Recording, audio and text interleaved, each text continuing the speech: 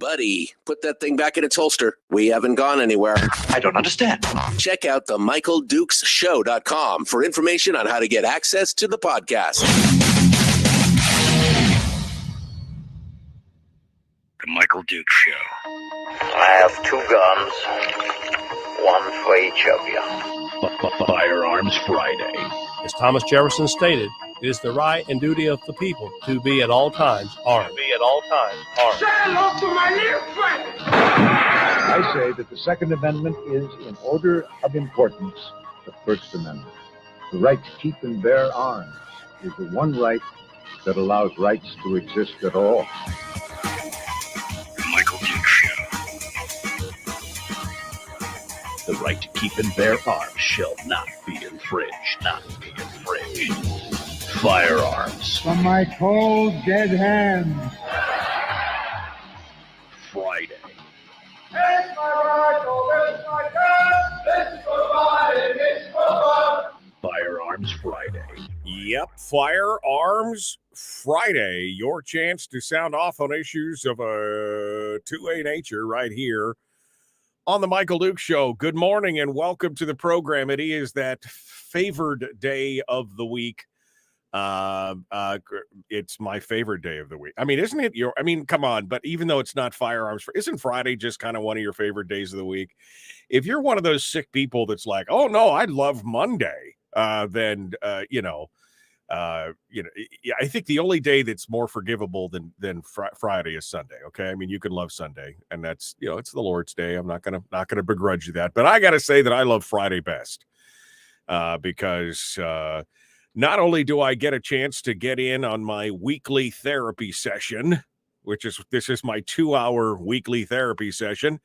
Not only do I get to do that, but of course it's the end of the work week, and then I get to go work on my honey-do list, right? I mean, it's just out of the frying pan and into the fire, boys. Here we go. Just buckle up, Buttercup. Here it comes.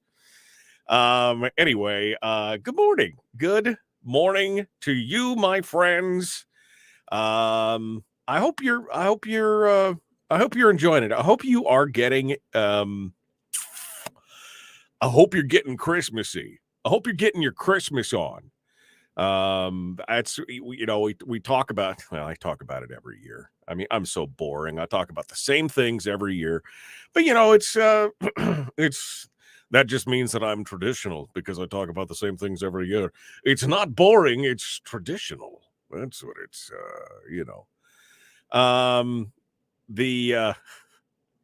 anyway, I every Christmas, I always enjoy Christmas, right? It's always the question of how much do you enjoy Christmas? Because let's face it, sometimes you are in the Christmas mood, right? I mean, sometimes you are just feeling it. You feel like, you feel like Ebenezer Scrooge on that bright Christmas morning. You feel like, oh, I'm enlightened again, and life is good, and the things, and I do understand the reason for Christmas. And I mean, you sometimes you just feel it, and sometimes it's just kind of meh. But I'm hoping that I'm wishing for you a Christmas that where you feel it in your heart. That's so every little bit helps. People laugh because in my office in Anchorage, at the radio station, I have a big screen TV on the wall for when we do presentations and stuff in the office or sales meetings or whatever. Right after Thanksgiving, the last few years, I've just been turning the TV to Netflix and turning it to the big, the log fire thing, right? You know what I'm talking about, where you turn your TV into a log fire. And so I turn that on and on repeat and just start playing a little Christmas music in my office. That's how I try and do it. I'm trying to shoehorn myself into it. And it works mostly. So it's, I'm feeling pretty darn good about it right now. Feeling pretty good, pretty darn good about the whole Christmas season. I don't know how I sidebarred onto that, but It's Friday, so that's it's Friday. What do you want? All I want for Christmas is a new Benjamin 50 caliber air rifle. 2 years ago, I probably wouldn't have gotten that reference. I know it's sacrilegious, but I just was never a big fan of the Christmas Story, right? And now I get the reference, so it's all good. All right. Well, it is Firearms Friday, so I suppose we should talk about that. And get some reactions to what's coming on and what's going to see what's happening around the world and around the country in regards to the Second Amendment of these United States. Of course, citizens' right to keep and bear arms discussed there. And that's what Firearms Friday is all about. We're here to demystify the firearm, to try to counteract some of the mainstream media's attentions on that, and maybe give you a little bit of, I don't know, behind the scenes insight into some of the things that are being talked about and some of the things that are being discussed. So we're going to try and do that. Now, first things first, though, I guess I should say that one of my favorite parts of the Second Amendment, my favorite parts of Firearms Friday, I still haven't had enough coffee yet today. I apologize. My favorite part of Firearms Friday is the chance to talk with you, the listeners. That is a big part of why I do what I do, because I want to educate. I mean, at heart, I want to try and teach people things and to, like I said, demystify the firearm. And the best way to do that is to talk with you one-on-one. Now, it's a little counterproductive to have you call me at 10 o'clock at night and ask me a bunch of questions. So I decided, why not just do it here on the radio show? And that way, maybe we can answer a lot of people's questions at once, because somebody called in, and I'm sure that, some question that you may have on the air, there may be a lot of people out there that have the same question. And so we're here to answer it. And the best part about Gun Q&A, the most important part, is that there is no such thing as a dumb gun question. So no matter where no matter what you think, maybe we've answered it a million times before, we'll answer it one more time without prejudice and without judgment. So that's what it's all about. Okay. So phone lines are open is what I was trying to say. 907-433-3150. 907-433-3150. If you would like to sound off or ask questions or talk about firearms or whatever, I'm here for you, baby. We will talk about it, and we'd like to do and we'd love that. So let's get to it, shall we? Let's talk about all the stuff and things that are going on. First things first. I think the biggest issue that we are about to have probably has to do with the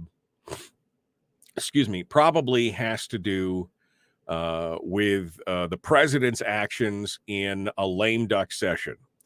Now the president, is been struggle. Well, when does he not struggle? That poor guy, I swear.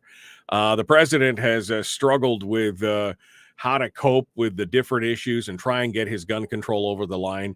Well, he's got a very short window here to try and get things done. And remember when they said that they're not here to take your guns? Remember when that was a talking point that, we're not, you're foolish. They're not here to take your guns. And of course, there have been multiple incidents where that has been belied or shown to be an absolute falsehood many, many times.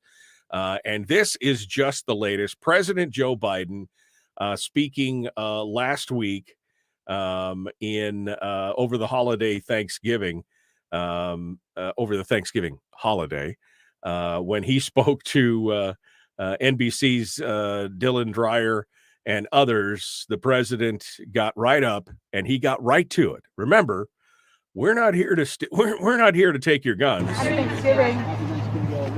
The idea that we're not enforcing red flag laws, period. Just based on knowledge, not on parents saying or loved ones saying you should arrest this person now for his own sake. It's ridiculous. We got one of the first red flag laws in the state of Delaware. My son Bo is the one enforcing it, and it made a lot of difference. It saves lives. So that's number one. Number two, the idea we still allow semi-automatic weapons to be purchased is sick. It's just sick. It has no social redeeming value. Zero, none. Not a single solitary rationale for it except profit for the gun manufacturer. Can you do anything about gun laws during the lame duck, sir? I'm going to try. What will you try and do? I'm going to try to get rid of assault weapons. During the lame duck? I'm going to do it whenever I got to make that assessment as I get in and start counting the votes. Mr. President, the idea, and you notice here how there's two separate components of that.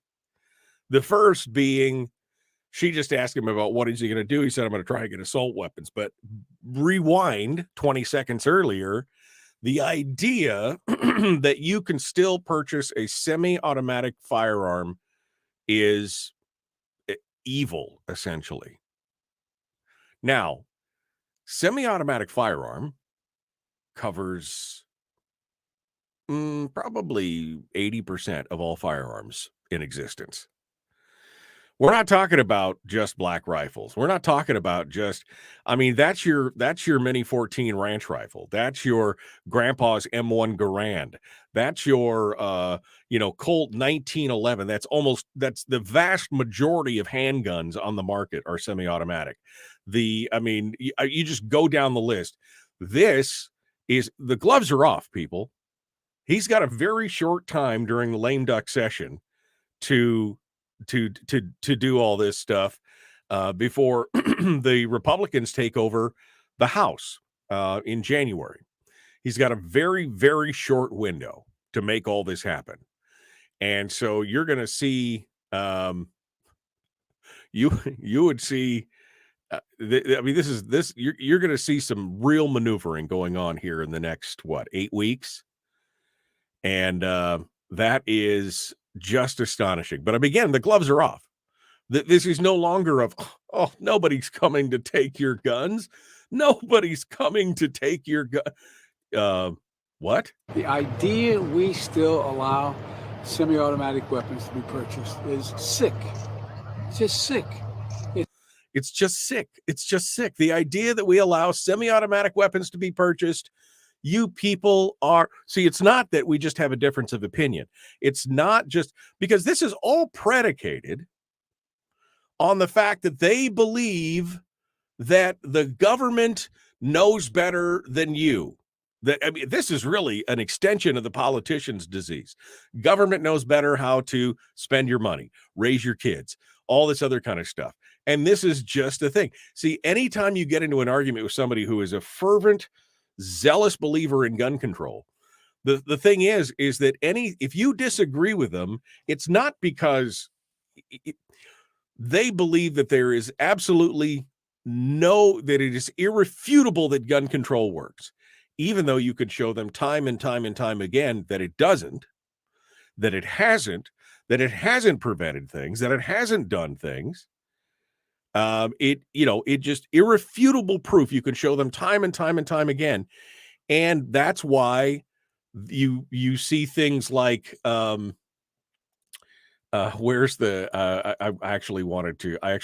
you see things like Joy Reid, who lashed out at the Uvalde voters over gun control. Uvalde, Texas, where the shooting at the school occurred. And after the election, oh man, you want to talk about talking down to people. We'll talk about this and we'll discuss this on the other side. But again, the phone lines are open, 907-433-3150, 907-433-3150. We'd love to hear from you this morning. What are your thoughts on that?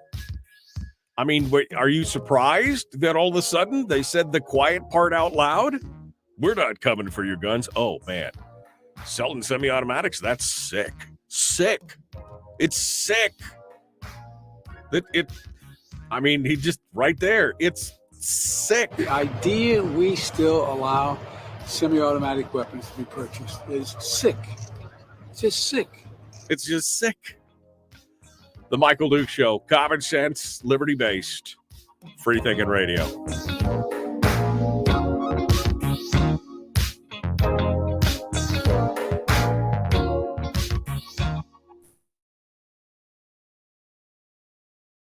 What is that? Common sense. Regularly heard on American radio. Like Michael Duke Show. Radio.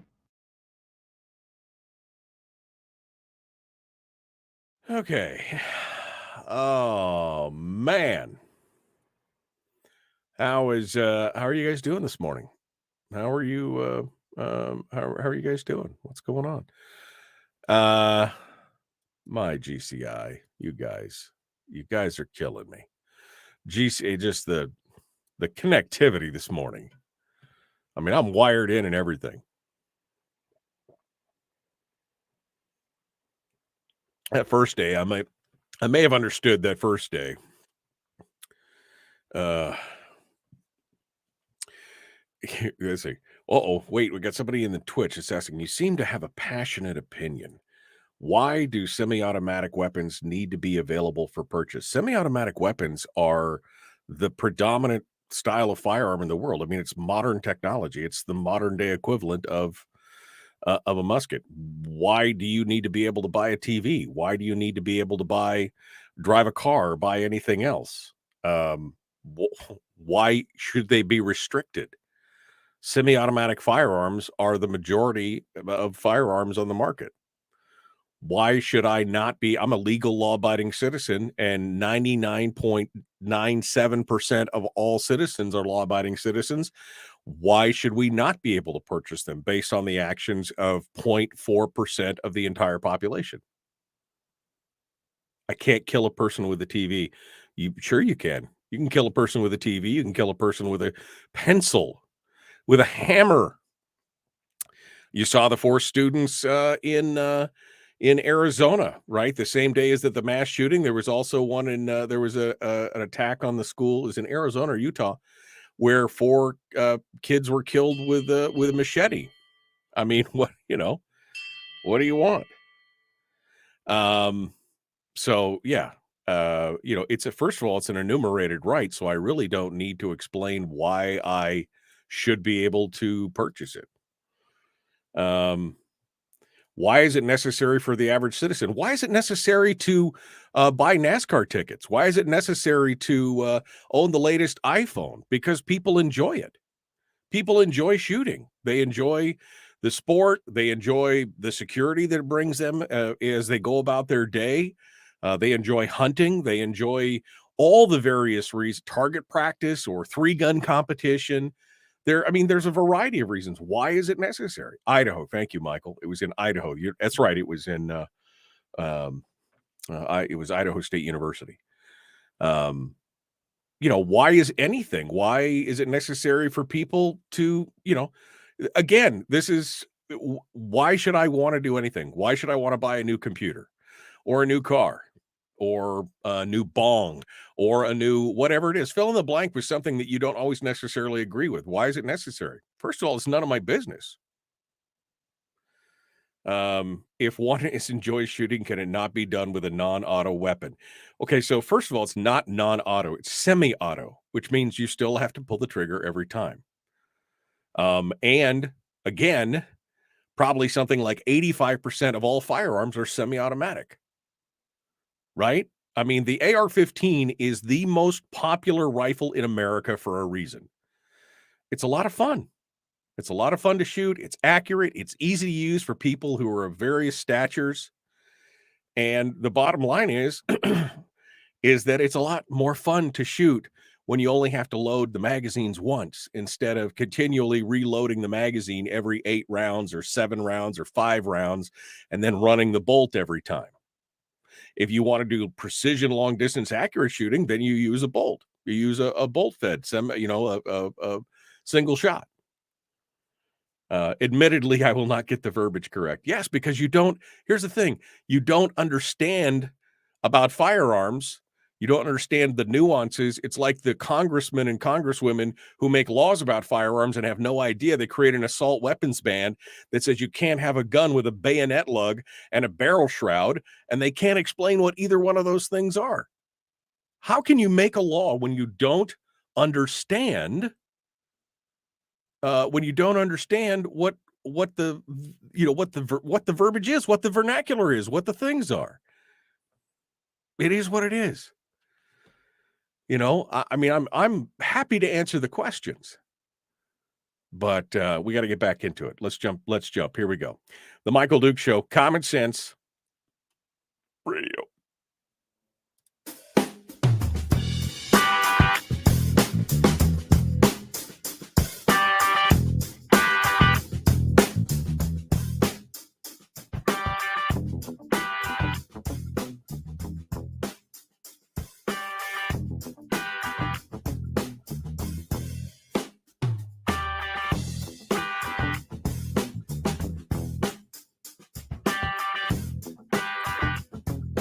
All right, welcome back to the program. It is the Michael Duke Show, broadcasting live across the state of Alaska on this, your favorite radio station and or FM translator, and around the world on the internet at michaeldukeshow.com.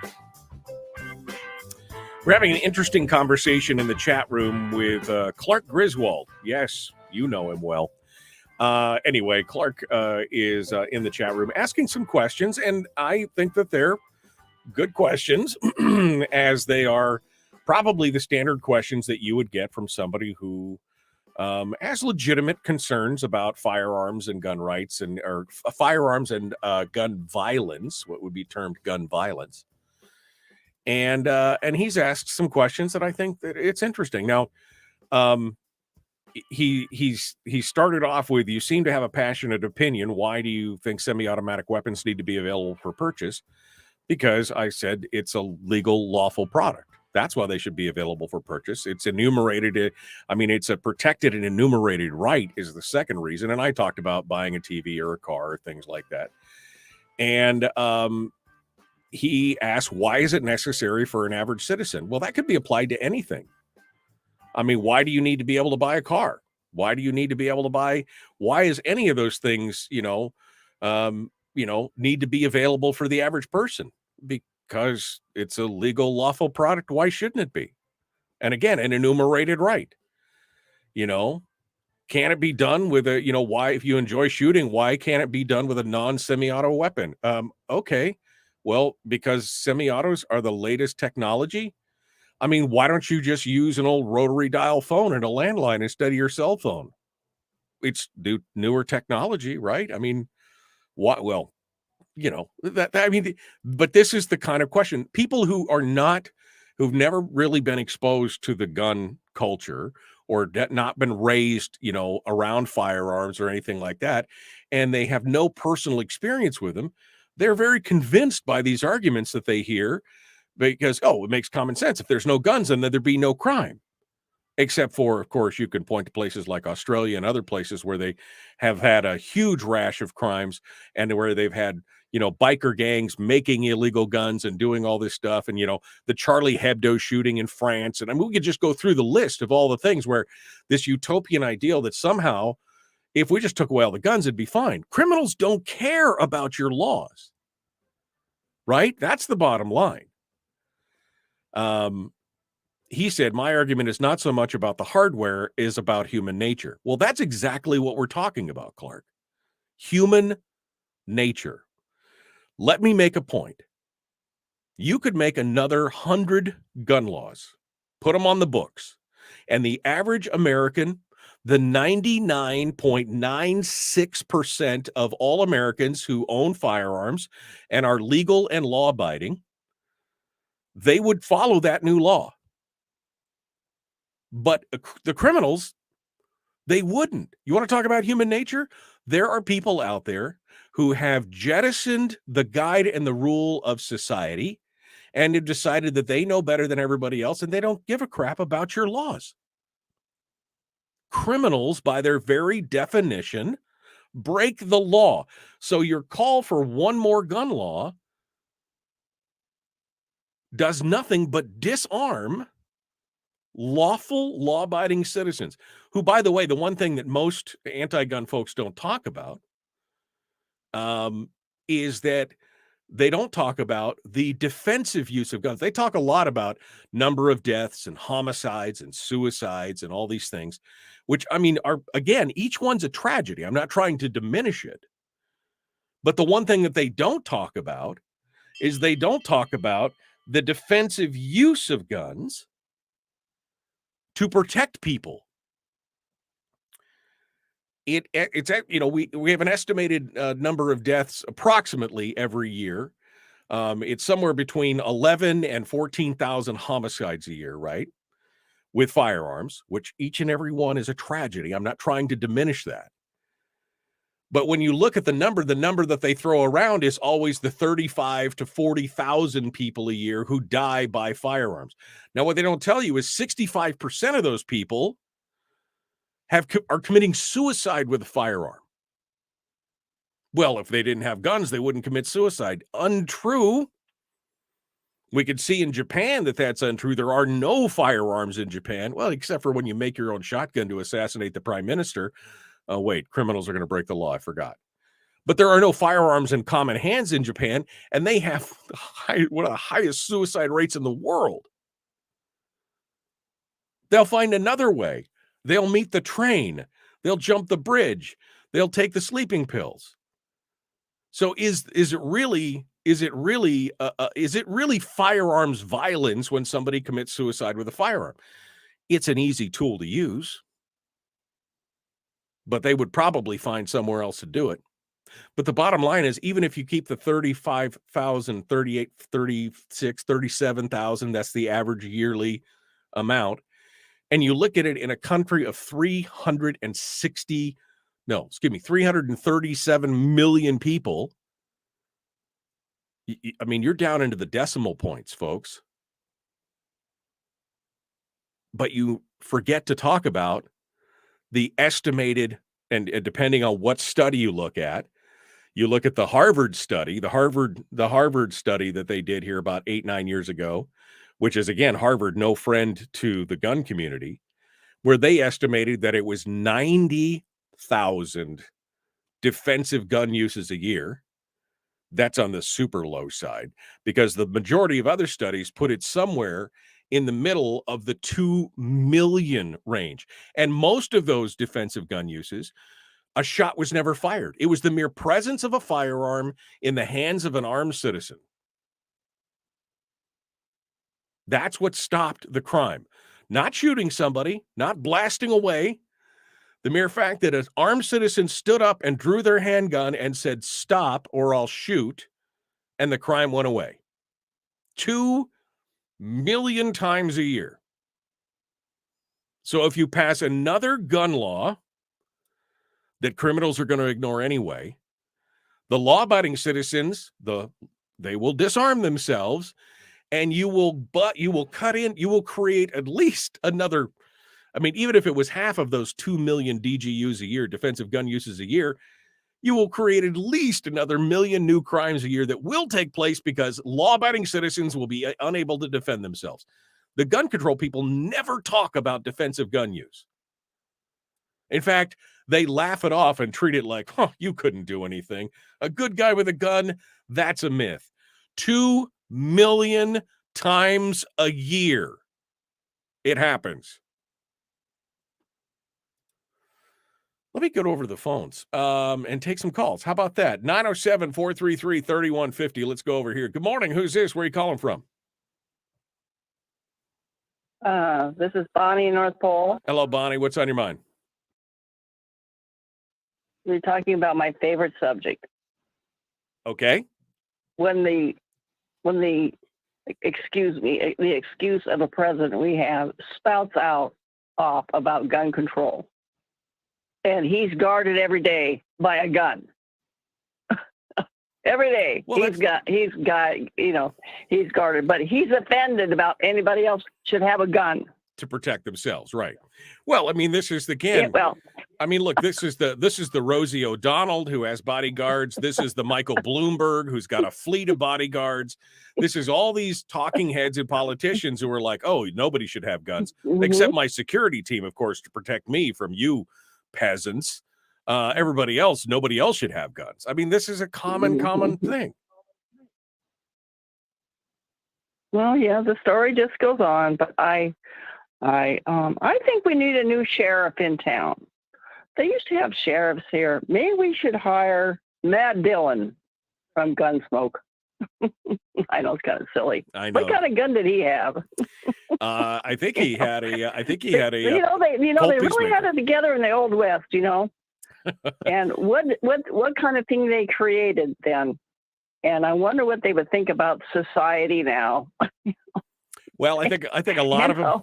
I think a lot of them would shake their head, Bonnie. I think that's what would happen. A lot of them would shake their head. But yeah, you're right. Matt Dillon and his I think he carried a Walker Colt or a Colt Peacemaker. Those were one of the two most popular guns of the day. That was the most modern technology of the day, by the way.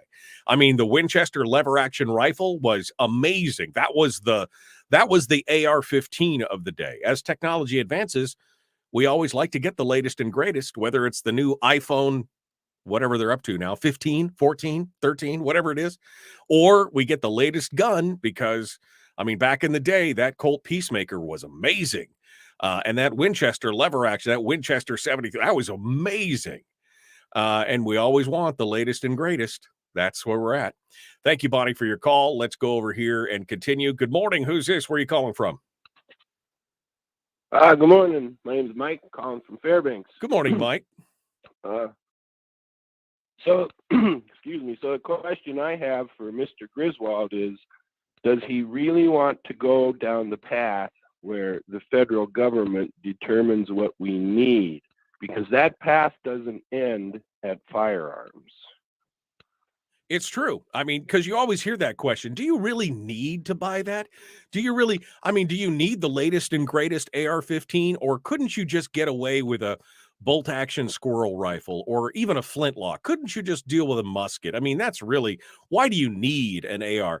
That's the question. Why do I need the latest iPhone?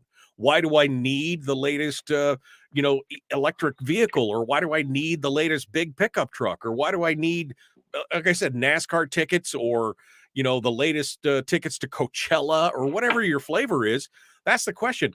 It shouldn't matter what I need. I shouldn't have to explain something that is lawful and legal why I need it. I want it. I want it.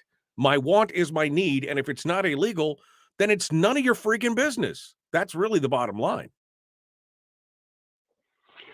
Yeah, well, it's not just want, our society is supposed to be able to determine what each individual and each family needs, meaning, the individual determines that. And going down the path where you say you're gonna allow the government to determine what we need is very dangerous path. Okay, Mike, thanks. I appreciate the call. Thank you very much for calling in this morning. 907-433-3150. We got another call on hold. We'd love to hear from you if you'd like to join in. And Clark, you're welcome to call that phone number.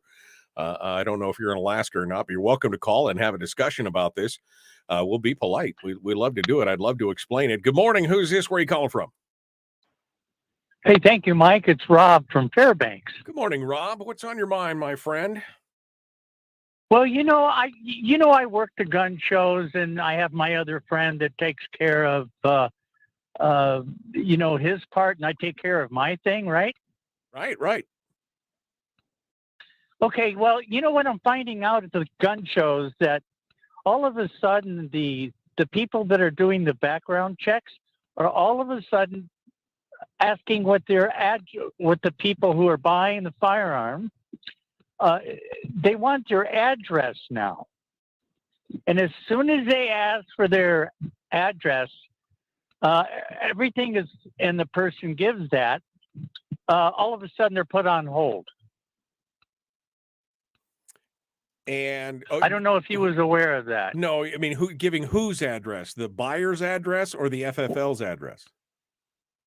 No, the buyer's address needs to go to the people that are getting the background check. Right. Like FFL. Right. That's part of the 4473, right? Yeah. Right. But 9 times out of the 10, as soon as they ask for the address, then it's automatically put on hold. Interesting. I don't understand why all of a sudden this, and then they call back, you got the guy who wants to pay for the gun and be on his own way, and then all of a sudden 30 minutes they call back and say he's clear. Right. It's not. I just don't understand what's going on there. Well, I can tell you what part of what's going on there, Rob, is they are overwhelmed. I mean, because they have done more background checks in the last 10 months. They did again I think it was another 43% increase over the previous year, which was also a record breaker. So they're probably being overwhelmed in part of it.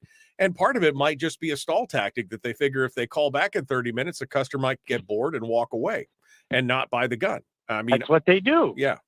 So, yeah. But then they come over to my table and paperwork and they're gone. Right. So I'm starting to see an increase in private sales. Right. Exactly. Well, and I think, Fairbanks. Yeah, and that's what I think it'll drive a lot more of those people who don't want to futz around with it. They will be driven to private sales, which is again, if arbitrarily, having all these background checks is supposed to deter bad people from getting guns. If you it's going to force more sales into the private market.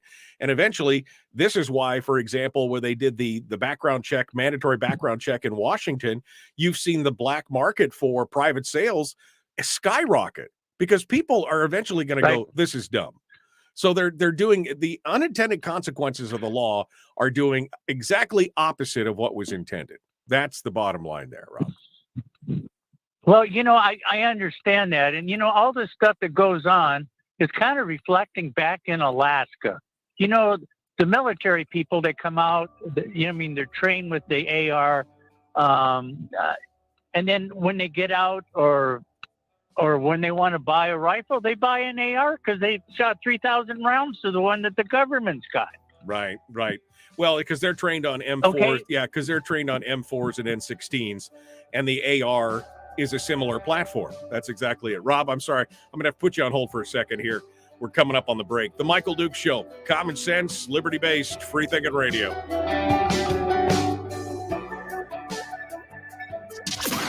Streaming live every weekday mornings on Facebook Live and MichaelDukesShow.com. All right. Sorry about that, Rob, but I have a hard break there that I couldn't go over. So that's fine, Michael. Yeah. I'm good. Okay. Any final thoughts before I let you go, since I got you here? The people in Alaska, we want our rifles because we do subsistence with them. We don't go downtown and shoot schools. Well, right. Well, I mean, Rob, that's not just an Alaskan thing, and it's not just subsistence. It's everything. Again, 99.96% of gun owners are lawful and law-abiding.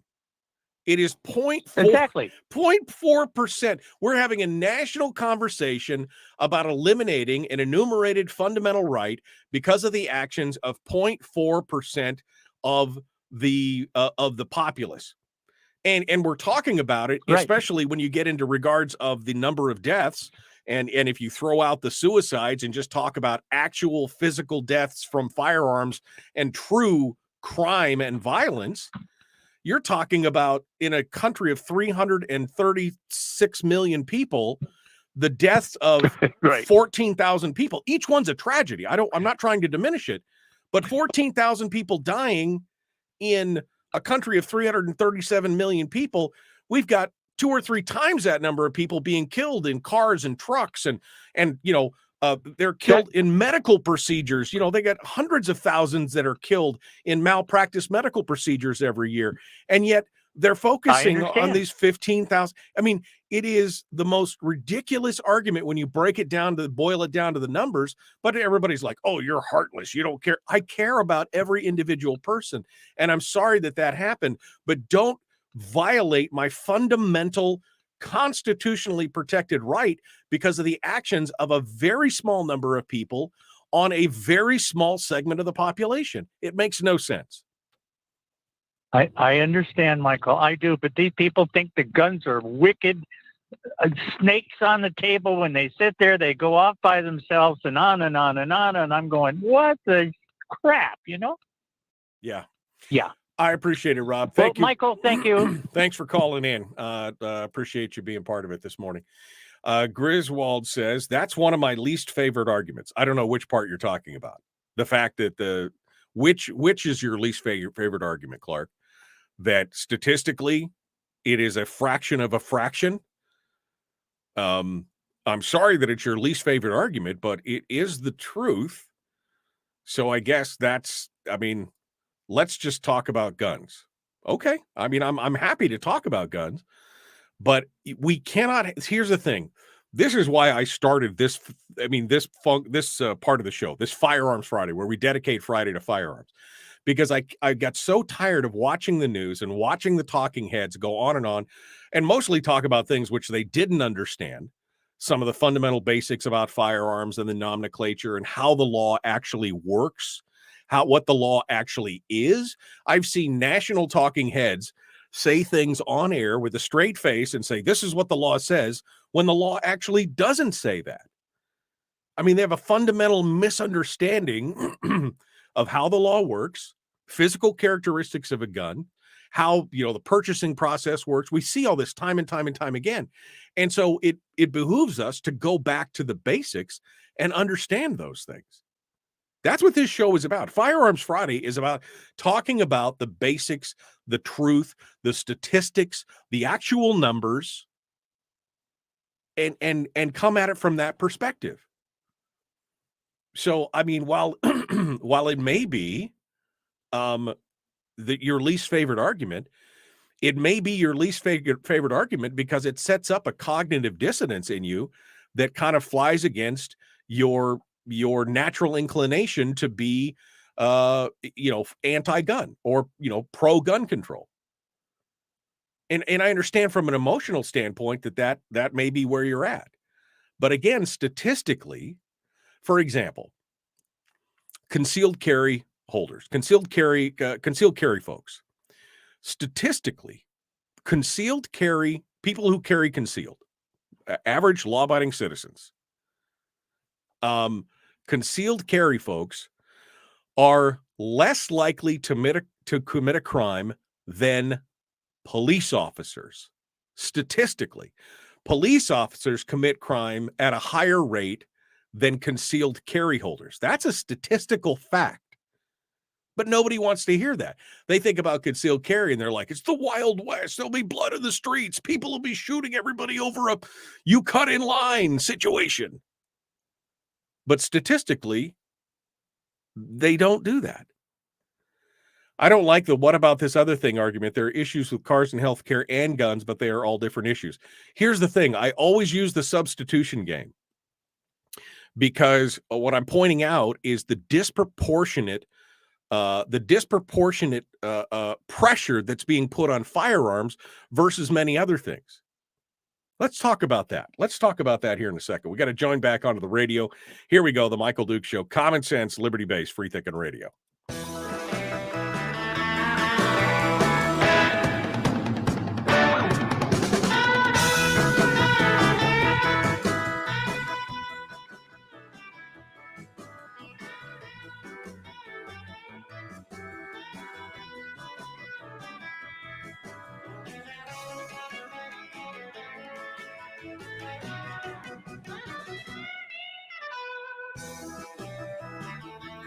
Welcome back to the program. It is the Michael Dukes Show, and it is Firearms Friday. Oh, baby. It's like a therapy session, for me anyway.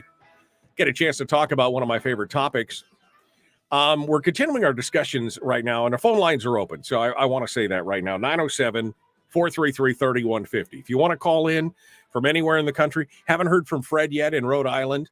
Haven't heard from Steve down in Texas. He hasn't called here in a couple months, but we'd love to hear from anybody who wants to call in and ask questions. There's no such thing as a dumb gun question.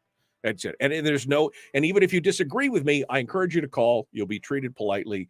We'll have a good discussion. We've been having a discussion with Clark in the chat room, who's been asking some, I think, some good questions. Excuse me. All right. Swallowed my own spit. All right. So Clark was just saying, as we continued our discussions during the commercial break, Clark said, this is one of my least favorite arguments. And I said, what is your least favorite argument? He said, I do not like the what about this other thing argument. There are issues with cars and healthcare and guns, but they are all different issues. Here's why I do this, Clark. I like to use the substitution game. It's the substitute. I call it the substitution game, but basically because it shows the disproportionate amount of effort and pressure that is being put on the Second Amendment compared to other things. You know, when people say, why do you need a semi-automatic, rifle? Well, why do you need a Twitter account? Why do you need to be able to go to church every Sunday? Why? I mean, that's a First Amendment swap, right? What do you have got to hide? If you got nothing to hide, then we should be able to come in and search your house, right? That's a Fourth Amendment substitution. I mean, we can substitute things all day long. We talk about different industries. For example, the PCLAA, the Protection of Commerce and Lawful Arms Act, right? Which protects gun manufacturers from frivolous lawsuits.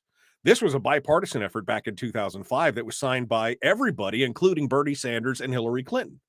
And it protects the gun industry from frivolous lawsuits when somebody buys and purchases their lawful legal product and uses it for bad things, shootings and things like that. And when you hear about these people like, we should just sue the gun manufacturers out of existence, you don't see the argument when somebody takes a Ford F-150 pickup truck and runs over a crowd of people because they were maybe it wasn't even evil intent. It was just they were drunk as a skunk. They drank a bottle of Jack Daniels and climbed into their Ford F-150 and plowed through a group full of people.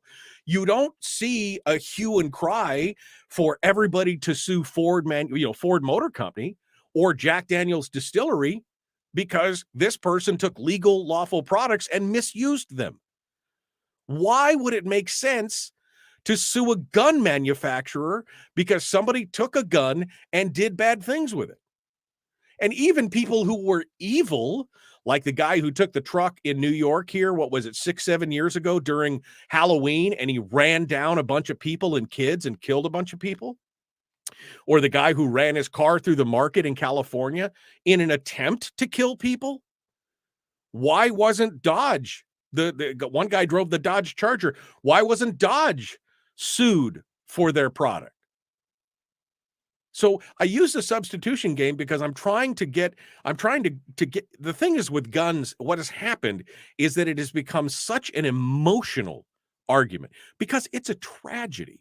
I mean, these things are horrific. I watched Uvalde unfold and I couldn't even talk about it for 2 days because it was such a tragedy.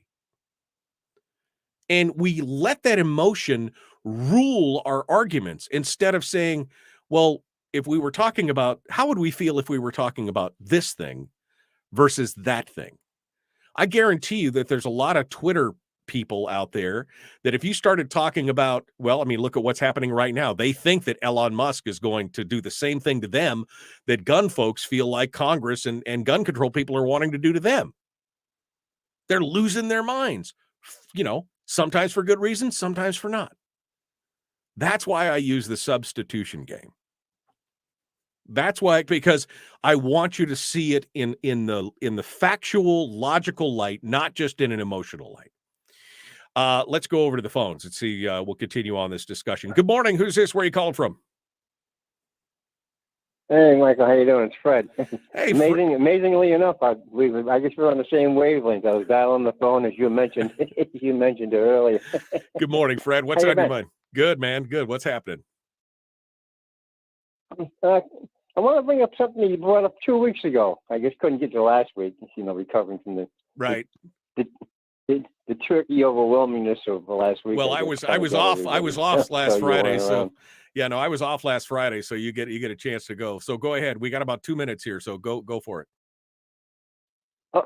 Okay, collectivism versus individualism by Brian. I just want to say to Brian, kudos. You hit the nail directly on the head. Yeah, I mean, that was perfect. That was the perfect analogy for, I say, a large majority of what's going wrong in America today. Collectivism versus individualism. You expound on that a little more, I think you could find so many problems and origins and solutions right there. I don't think you have to look too much further than that. Yeah, no, I mean, I agree with it. This is something I've commented on a lot, is that, on the more progressive side of the fence, those people are more, they're collectivists by nature. It takes a village and we're all kumbaya and we've all got to come together.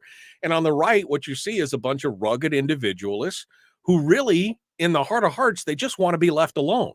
They don't want to go in and they want to do their thing with their families, do what they want to do. And so it is a philosophical difference. And it's hard to bridge that gap sometimes.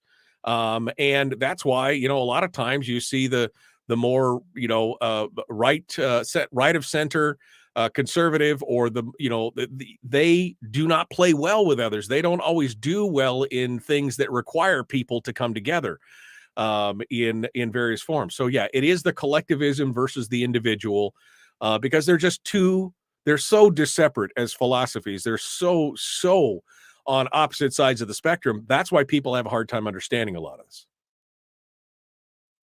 Well, yeah, like I said, Brian nailed it. I mean, he definitely should get a high praise for all that. Definitely. Yeah, no, absolutely. Fred, did you have a good Thanksgiving? Oh yeah, it's great. It's great Thanksgiving. Good. You suffered through the turkey coma. I did the same thing on last Friday. I was off because there was no way that I could come back on Friday after Thanksgiving and not be suffering from the turkey coma. Understood. So, there you go. Understood. All right. Well, Thank you, Fred. It's good to hear from you. Appreciate you coming on and calling from Rhode Island. I hope you have a good weekend. Thanks for calling in. We'll talk to you again soon. You take care. All right. Thanks so much. That brings us up to, the top of the hour. Wow. It is the fastest 2 hours in radio. The Michael Duke Show. Common sense, liberty-based, free-thinking radio. We'll continue this discussion in hour 2. And then we'll have Willie Waffle coming in for the weekend movie review. I can't wait for that. That's going to be some fun stuff. We're going to talk about the new David Harbour movie, Violent Night. I know. There's something wrong with me. There's just something wrong with me. I just enjoy some of those dark comedy movies. The Michael Duke Show. Common sense, liberty-based, free-thinking radio. Be kind, love one another, live well.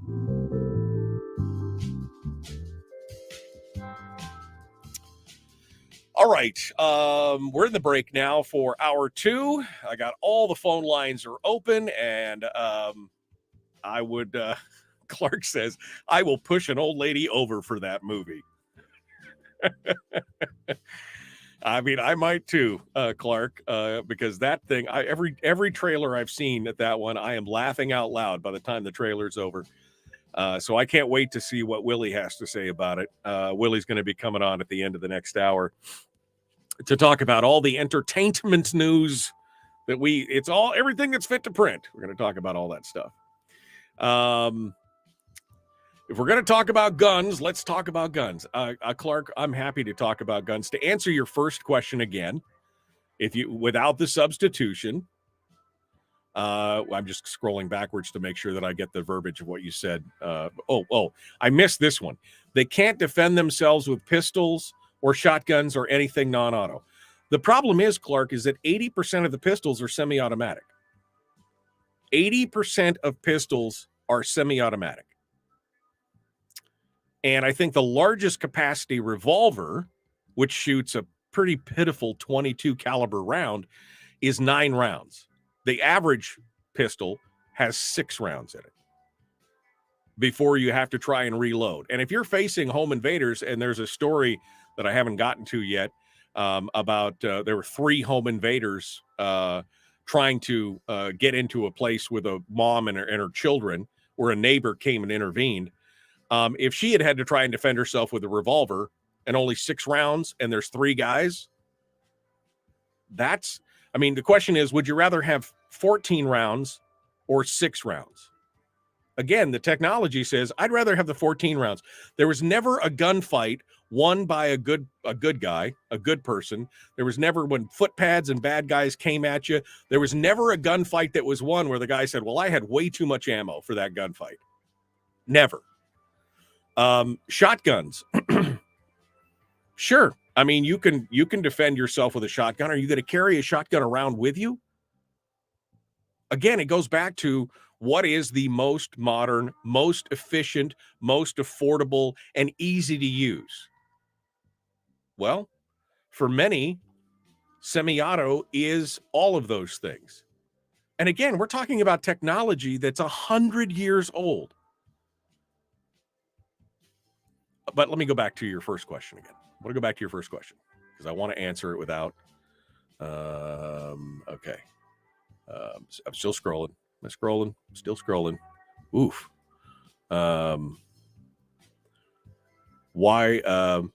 Why do semi-automatic weapons need to be available for purchase?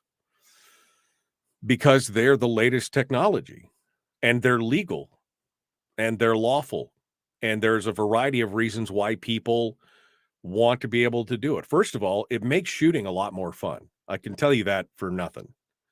When you go to the shooting range and want to do a lot of shooting, if you have to reload your pistol, your revolver, every 6 rounds, that gets old because it takes a while. Even with speed loaders, it's not nearly as fast as with a magazine-fed semi-automatic.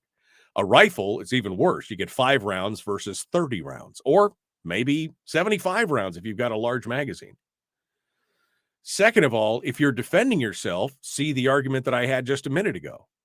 I would much rather have more bullets than less bullets in a gunfight. If I had to defend myself and my family in my home or out in the public, I would much rather have more ammo than less ammo. And in those cases also, in the case of defensive use of guns, I would much rather be able to get back into the fight faster by being able to use semi-automatic firearms rather than single shot, or rather than, non-semi-auto, like revolvers, lever actions, pump actions, etc. Because that's how you stay in the fight. That's how you protect people. When you're able to, when you're reloading, you're out of the fight. You can't do that.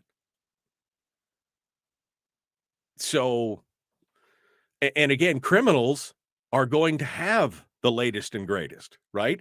Criminals are going to have semi-automatic firearms. So if you're trying to, I want to be on an equal footing with those people to the best of my ability. In fact, I want to overtop them. That's why I have gotten training. That's why I've gone to combat rifles courses. That's why I've gone to combat pistol courses, active shooter training. That's why you do those things, because I want to have an edge in those kind of fights.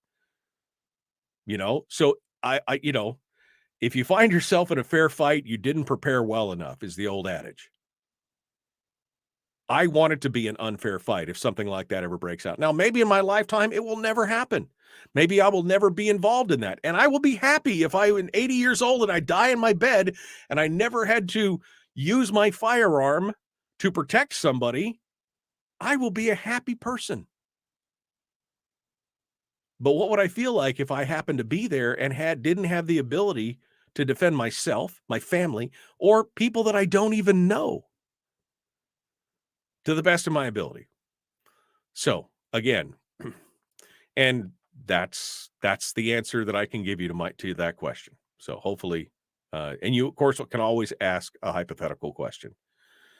You are losing me with the fun argument, but I am open to others. Have you ever gone shooting at all, Clark? Because shooting is surprisingly fun. Shooting steel, shooting targets. It's surprisingly fun. I've taken people who have never shot, who were kind of not pro-gun, not anti-gun, but they didn't think they were going to have a good time, and they ended up loving it.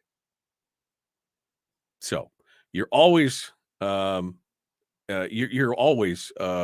to ask a hypothetical question. I agree that 1,000%, if you want a gunfight, I want to have a gun that shoots the most, but where I'm coming from is more about the open availability of the purchase of guns. Again, 99.6% of law-abiding citizens never do anything bad with their guns. So what, I mean, open, it's not that open. All right, we're going to continue here. The Michael Duke Show.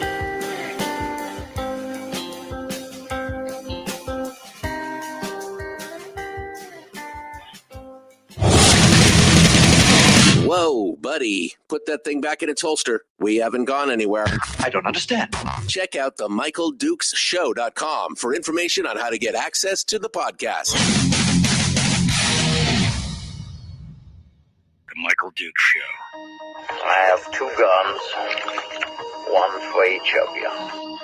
Firearms Friday. As Thomas Jefferson stated, it is the right and duty of the people to be at all times armed. Say hello to my little friend. I say that the Second Amendment is, in order of importance, the First Amendment. The right to keep and bear arms is the one right that allows rights to exist at all. The Michael Duke Show. The right to keep and bear arms shall not be infringed. Firearms From my cold, dead hands. Friday. It's my rifle, it's my gun, it's for fighting, it's for fun. Firearms Friday. Yeah, baby. Firearms Friday. Your chance to sound off on issues of a 2A nature right here on the Michael Duke Show, broadcasting live across the state of Alaska on this, your favorite radio station and or FM translator, and live around the world on the interwebs at michaeldukeshow.com, where you'll pick up the audio-only live stream. You could find links to my social media sites where we simulcast the radio show every day on Facebook, YouTube, and Twitch. And, of course, links to the podcast, where I bragged a little bit yesterday because I just happened to look at the statistics of the podcast, which is available on CastBox, Stitcher, Apple Podcasts, iTunes, Google Play, and, of course, Spotify. That in the last 12 months, the podcast, I'm happy to announce, has been played more than 347,000 times. Wow. I'm pretty excited about that. That's a lot of people listening, and I appreciate all of you for doing so, whether it's on terrestrial radio or whether it's on the internet. I appreciate you guys being part of it today. All right, let's get over to the phone lines. Somebody's been on hold for a little bit here over the top of the hour. We want to get to them first. It is gun Q&A all day. So any question you want to ask, remember, there's no such thing as a dumb gun question. I mean, even like, well, which end is the pony? Where does the bullet come? I'll answer those questions. It doesn't matter if I've answered it 100 times. My job is to try and demystify the firearm and firearms laws and rules and do whatever I can to help you understand things. So gun Q&A all day. It's open right now, 907-433-3150. Over to the phone lines we go. Good morning. Who's this? Where are you calling from? Good morning, Michael. This is Denise in Wasilla. How are you? Good morning, Denise. What is on your mind? Well, people always ask, what makes people want to have guns in their homes. And I have a long family story from probably 70 years ago, before I was even born, as to why our family has guns and loaded guns that are ready to use at a moment's notice. Okay. My mother's father, my grandfather, worked as a Hellcat and traveled the United States with the oil companies. And at the time, they were living up in Wyoming, and they lived in little camps. And one night, there was a banging at the door, and it was the mother and the daughter, my mother's friend, and at the time she was 10, they were both 10, said that their dad had gone crazy. So my grandfather got him in the house, and he said, let me go across the street and talk to him. He was thinking it was a family, just a family dispute. As he got out and going across the road, the man started shooting at my grandfather.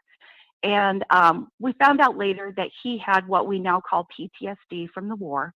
But anyways, he had just kind of gone off his rocker and was shooting people or shooting at people. So my grandfather came back in the house, put my mother at the front door with the shotgun, my uncle at the back door with the shotgun, the lady and her daughter and my grandmother and my youngest aunt were hiding in the bedroom.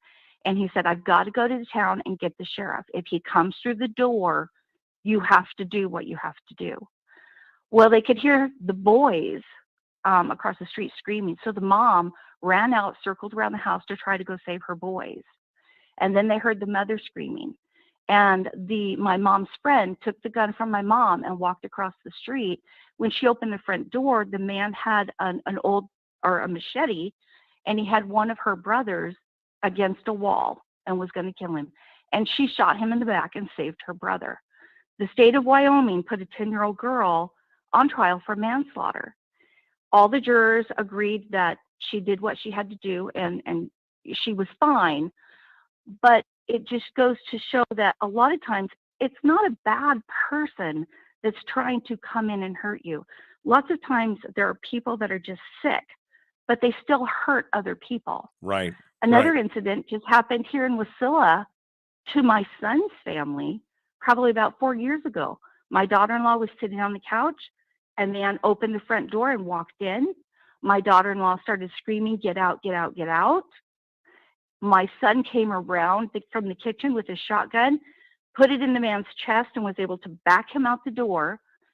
My son to this day just says, "Thank God I didn't shoot him," because he, again, was a mentally handicapped person from one of the streets over that had accidentally gotten out of the house.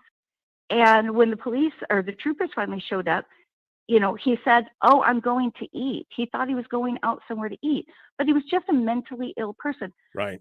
But stuff like that happen. And, my son's like, "I'm so glad I did not shoot him." But it's not always a bad person trying to get in your house. Sometimes there are just sick people out there that do bad things as well. Well, I think But I can remember as a child, my mom saying, if you point that gun at someone, you have to be prepared to use it, because she said at the age of 10, sitting in a chair in front of her living room door, she knew that if that man came through the door, she would have to shoot him, even though he was a family friend. Right. I think two things come to mind in this. First thing, as you're talking about, first of all, what you're talking about there is defensive gun use. Your son's example, he had the firearm and he was able to use the firearm without firing a shot to stop a crime. Again, and maybe it wouldn't have been a crime, but he didn't know at the time, but it was enough to get it, through. And there's been plenty of examples of people in the Wasilla area in the last few years of home invasions where people walk in thinking something's going to happen and they get walked right back out with a firearm without a shot being fired. And that happens day in and day out. That's a good thing. The second thing is like you said, they're not always bad people, but sometimes there's a snap, right? Something happens, PTSD, et cetera, et cetera. They're not necessarily bad people, but they're not in their right mind. So they hurt other people, probably never intentionally, but they're in their own little fantasy world and it happens. And that reminds me, of course, of the adage that you can't legislate evil or insanity, right? I mean, you can't legislate to protect against it. You can't legislate to protect against evil because evil doesn't care about rules. It doesn't care about laws. I mean, criminals, again, by their very definition, break the law. And you can't legislate against insanity because they could be fined 1 minute and the next minute they're not. We've seen this happen time and time again. And maybe it's a slow progression sometimes, but you never know when that one instance may trip over. And I'm not trying to shame anybody that has mental health issues. I mean, I've got family members with mental health issues. There's, something like, there's a huge percentage of Americans who are suffering from some form of a mental health issue. But again, this is a fraction of the population causing this problem. But if you watch the mainstream media, you think it's happening on every corner. You think it's happening on every doorstep. And I think that's part of the problem is that, that people feel like we have to do something. I think in our case, in the case with what our family went through, for me, it's hard to believe that any reasonable, right-minded, good person is sitting around waiting for someone to come into their house so that they can shoot them. That just is not what people are thinking. Right. No. It's there in case of, a real tragedy. And in the case with, because he was a family friend. his daughter shot him. Right. You know, and nobody wanted that to happen, but it was him, or you know, the likelihood of him killing. Well, and you know, and his how sons to and his wife. and how do mainstream players portray gun owners, right? They portray gun owners. I've been carrying a gun since I was 18 years old. Okay, I've been carrying a firearm on a daily basis since I was 18 years old. Never once did I said, God, I really hope today I get to shoot somebody. God, I really hope today that I get to step in and defend somebody and be the hero. I have never in my life thought that. But how does the mainstream media portray it? As gung-ho, boogaloo boys, we're going to go out there and that's how they portray it. And I can tell you right now, because I've been in the gun community since I was 15 years old, that's not how the gun community, that's not how the majority of them think. Are there some fringers out there that maybe think that? Sure. But there's fringers in every culture, every subset of people out there, every group, every demographic group. There's fringers out there. But the vast majority of people never thought, I'm going to strap this gun on and go out there today and I'm going to use it to shoot somebody who's hurting somebody else because that's what I look forward to.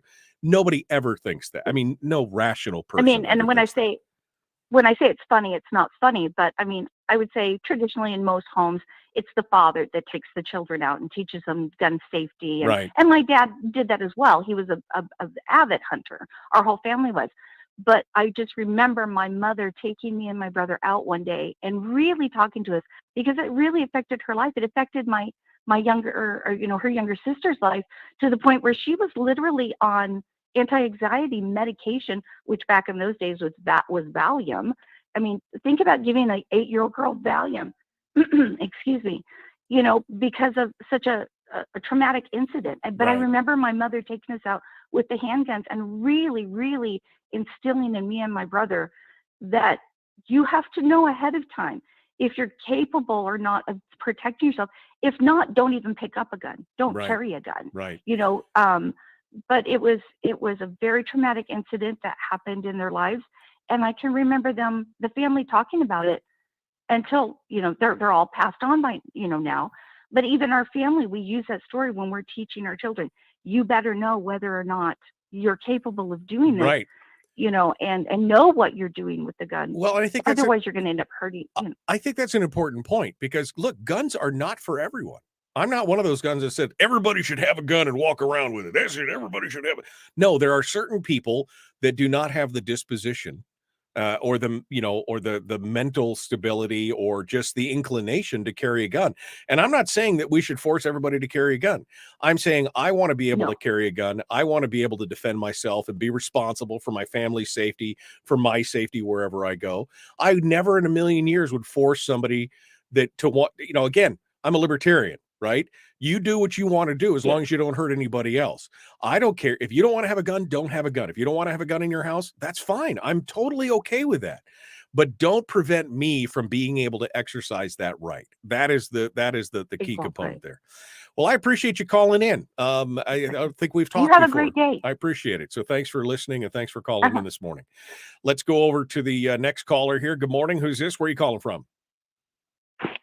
This is Carlene in Kodiak. Well, good morning, my dear. How are you?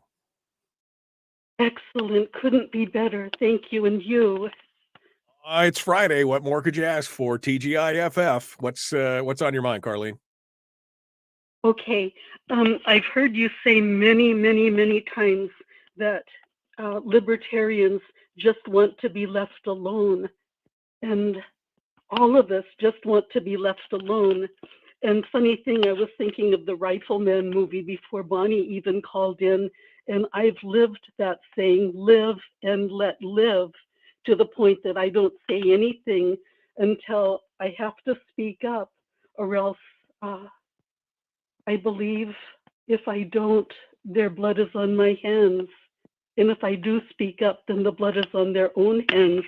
But Fred and Brian talked about collectivism versus individualism. Right. And then you said that the center-right don't play well with others. And we don't, because they don't let us live and let live. It's gotten to the point that they want us to participate in the evil now. There's t-shirts out that just bake the cake. The lady from A Star Is Born, they but I don't want to be manipulated or deceived, and I won't participate because it's violating my conscience. Right. On July 2nd, 2018, my brother was put down, and I didn't know they did that Kevorkian thing. He didn't have a choice. The lady he was with decided she's going on a trip on Friday, and we have to do this now. But it took me 4 years to recover from that. I didn't go anywhere. I only talked to my kids and talked with people that have gone through the same thing. And I read about 50 books on alcoholism and drugs and the dysfunctions. Right. And eventually I've made my way through it. But I can't be pulled into that. Right. I just won't. Well, everything I can't. You know, Carlene, I think that what you're pointing out is a good part of the whole collectivism versus individualism thing, because eventually, you know, what's going to happen, the ultimate outcome of collectivism is that and a lot of those folks, they want to force that collectivism on everybody to conform, to do exactly what everybody else does. And we see that. And again, if you want to be, if your collectivism is your philosophy, I have no problem with that. Just allow me my own philosophy of individualism. And that's where the crux is. The crux is that their philosophy doesn't work unless everybody participates, even those that don't want to. That's the problem, in my opinion, with that philosophy, because it violates the basic tenet of liberty, that people should be allowed to do what they want to do. As long as they're not hurting anybody else, they should be able to do what they want to do. And that, I think, is the main crux of the conflict between collectivism and individualism. And that's why we're seeing a lot of this polarization, I think, going on in the United States for those reasons alone. And this, again, goes back to the argument of gun control, because collectivists believe, well, you know, we should be able to eliminate something that everybody, you know, can use or enjoy, and only a small fraction abuse, simply for the common good. It's for the children. It's for the common good. And you should just give up your rights because collectively it's better for everyone. And that's the problem with that ideal, is that individually I understand that, you know, I have to be responsible for my own defense, my own safety, and everything else. And I also understand that outside of even collectivism and individualism is this criminality that says it's not just individualism where I do my thing and don't hurt anybody else. It is, I do my thing regardless of whether anybody else gets hurt. I want my way. That's what the criminals are about. So there's a third component to that. And I think that's the important part of why we have to understand that people need to be able to defend themselves. So, I mean, I 100% agree with you on that, Carlene. I got to go. Thank you so much for sharing with us this morning. Folks, we're out of time for this segment. We got one more coming up, The Michael Duke Show. Common sense, liberty-based, free-thinking radio. Back with more right after this. We're broadcasting live through a series of tubes. Allowing all of these entities to provide streaming stuff going on the internet. Well, it's kind of hard to explain. Sorry. Streaming live every weekday morning on Facebook Live and MichaelDukesShow.com. All right. Good morning. Hey, I'm curious what type of gun was used in the defense. She said it was a shotgun. And that was 70 years ago, so I'm assuming that it was probably a pump action or break open shotgun. Mental health is much more of an epidemic in the U.S. than guns. And I would agree with that. I would agree that mental health is a serious issue in America. And it factors into many other issues, whether it is, again, some of the gun, mass shootings and violence that happens there, homelessness. There's just so many issues that surround mental health, and we really need to have a rational, logical conversation about mental health in America as well. And to destigmatize that, we want to demystify the gun, right? We want to demystify gun laws and eliminate some of the fears about guns, but at the same time, we should destigmatize mental health to where, people are suffering in this country. 1 in 4 people are taking some form of mood, mind-altering drug. 1 in 4, 25% of the country is taking some form of medication. I'm not trying to, I'm just saying there's issues, and we shouldn't denigrate people who have mental health problems. We should find a way, and we should come together to find a way to make those things better. How do we make it better for those people? How do we find the people who may trip over and as Denise said, so that he had PTSD and he just snapped one night? How do we find those people and help them? Every 22 seconds, a veteran takes their own life. We've created a whole new, 2 generations of veterans now since the war on terror started. Of veterans who have seen horrific things and come home. I mean, it is, those are things we need to do. So we need to have conversations about that as well. Anyway. But is this necessary, or is there, let me see what this is it necessary, or is there an epidemic of needlessly medicated people?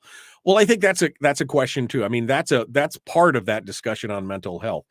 Are we just snap judgmenting, medicating a 9-year-old boy because he's being a 9-year-old boy, or does he really have ADHD? Does he really need, I mean, there's a whole show wrapped up in the discussion of, are we over medicating in America? But the whole problem is that we just, we're not facing it, I think, in the right way. We're not taking it on. And again, some people are embarrassed, right? A lot of people are embarrassed about their mental health issues. To me, it's, it's a wound on the inside. I mean, if you lost your hand in an accident, it is what it is. People would understand, but because you're wounded on the inside, people feel, who are suffering it, they feel embarrassed by it. We need to destigmatize that as well. We need to destigmatize that. And yes, the whole over medication thing is a whole nother argument. And I do agree that we over medicate, but again, we should be talking about those issues as well. Here's the thing. It's the anthropomorphizing of the firearm. Right? Johnny was such a good kid until he got a gun, and then Johnny became a demon and killed everybody, and it's the gun's fault. No, there was something in Johnny the whole time that he didn't talk about or didn't let out. And then Johnny just became a thug because he could. It had nothing to do with you could lay that firearm on the top of your table in your house and leave it there, and it would sit there it would sit there until the house crumbled down around it and nothing would ever happen. It's not the gun's fault. Just like it's not the fault of legal, law-abiding gun owners. It is the individual. And we need to focus on the root cause of that. Right? The gun is not at fault. It's not some kind of mystical totem that turns people evil. It's also not a mystical totem that makes you a superhero if you have one. We've talked about that, right? Let's get back into it. Here we go. The Michael Duke Show, Common Sense Radio.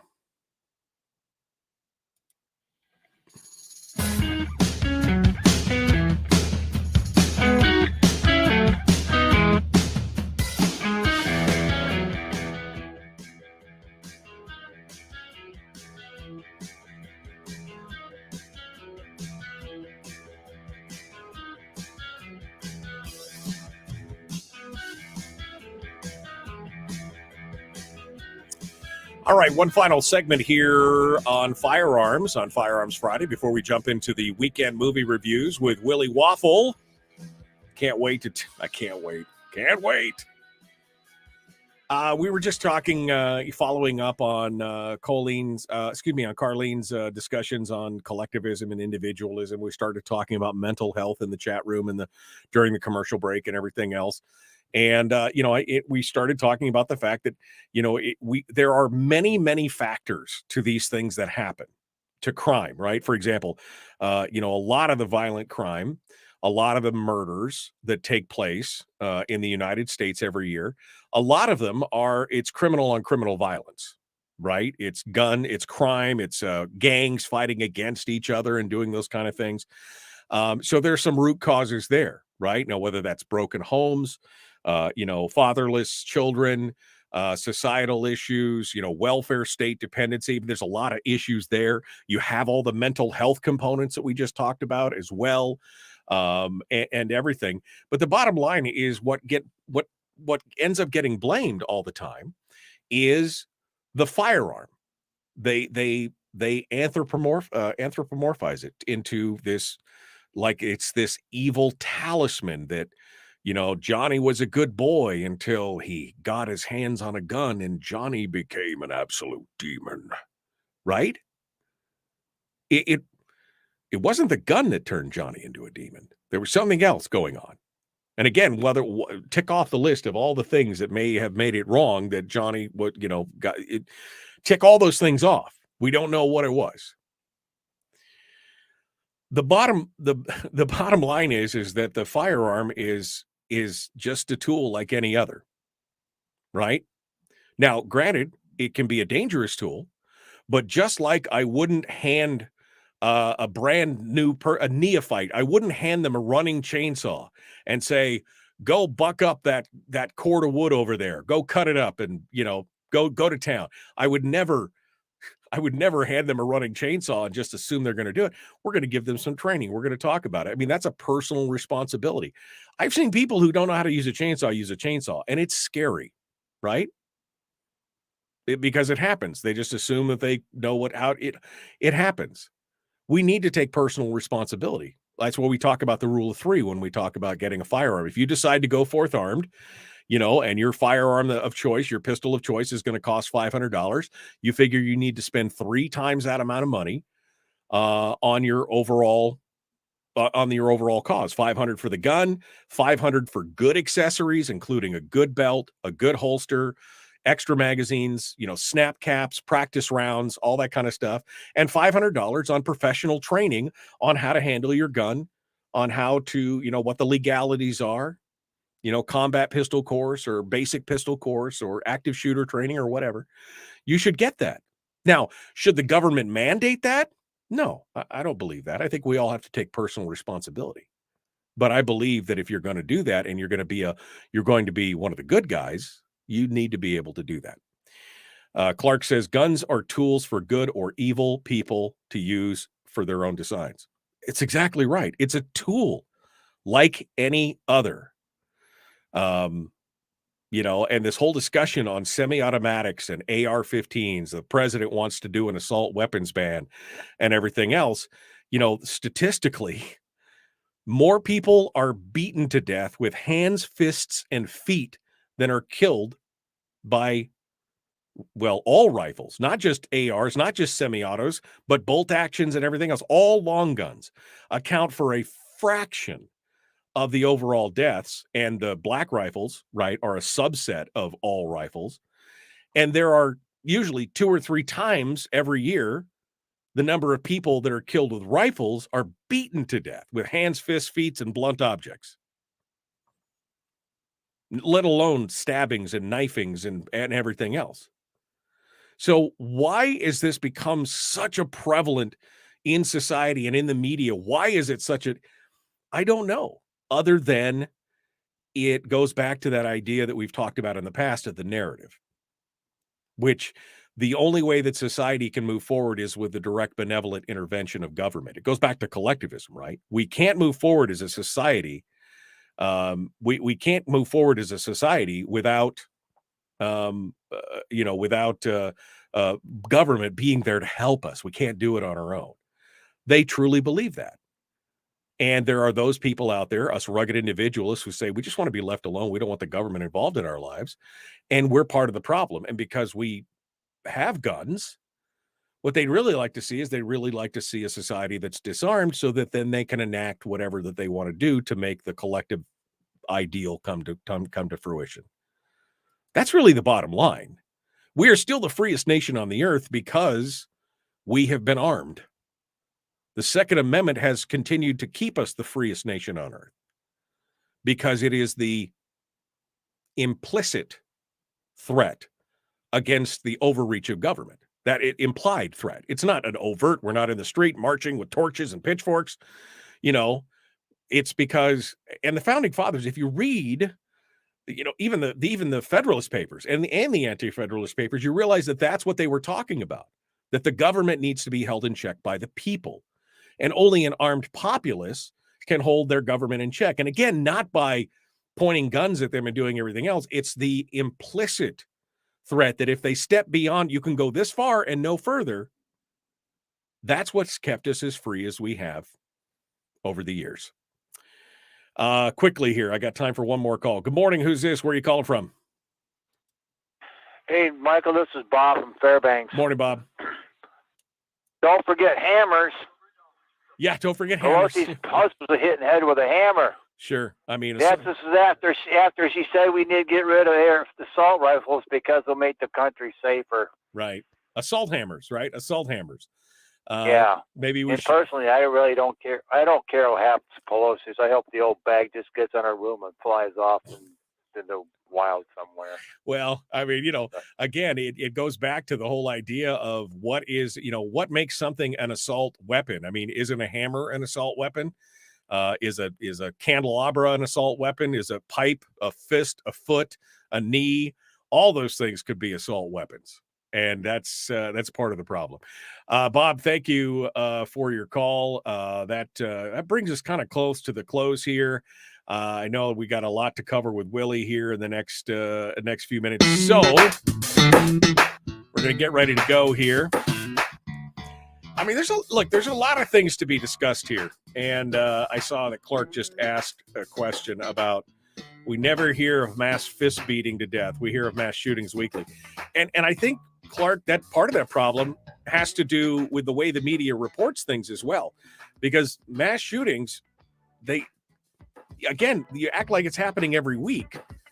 But again, statistically, it's not. And there are more people that are killed with hands, fists, and feet. And it may not all happen at once, but does that make it any less horrific?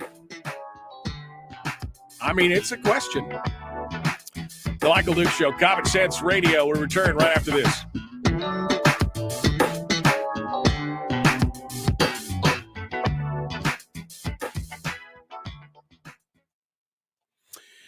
All right. So I guess here's my question for Clark. What is the what's your point of view? Are you saying that there should be no semi-automatic rifles or semi-automatic firearms, for that matter, should be sold to the public? And or is it more strictures or what? And that will prevent the mass shootings. Again, what we classify as mass shootings, and I know that there's a whole bunch of different numbers out there, but let's just say that it's, the mat. Is that what your point of view is? Is that because if it's not semi-automatic or whatever, that would make us safer? Or if you just can't get guns, it's going to make us safer? I'm curious because, again, statistically, criminals by their very definition break the law, right? It's already illegal to murder people. It's already illegal to hold people against their will, to make them hostages. It's already illegal to bring a gun onto school grounds. It's already illegal to bring a gun into a shopping mall where it's posted. It's already illegal to, I mean, what is going to stop the criminal from doing bad things? I need a pretty compelling argument, he says, for why auto and semi-auto guns should be sold. I do not believe all guns should be outlawed. Well, I mean, automatic weapons are the most highly regulated firearm out there, period. So I don't know why that's even part of the argument.